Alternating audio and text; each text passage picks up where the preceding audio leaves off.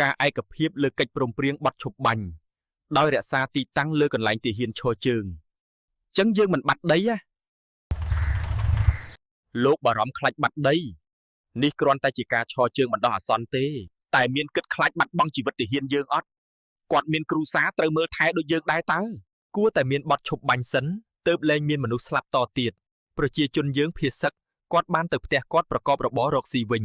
រឿងដីកន្លែងណាបាត់កន្លែងណាបានថ្នាក់ដឹកនាំលោកចេះដោះស្រាយហើយយើងមានយន្តការច្បាប់និងវិធីដោះស្រាយច្រើនណាស់សម្រាប់ធ្វើដីយើងនឹងមិនបាត់ទៅណាទេព្រោះយើងមានឯកសារផ្លូវច្បាប់រឹងមាំដែលបន្សល់ទុកកាលពីជំនាន់បារាំងយកមកដោះស្រាយពិតមែនហើយគួរតែមានបទឈប់បាញ់សិនទើបជាការល្អដើម្បីកុំឲ្យមានអ្នកស្លាប់តទៀតគួរតែដោះស្រាយតាមច្បាប់អន្តរជាតិវិញ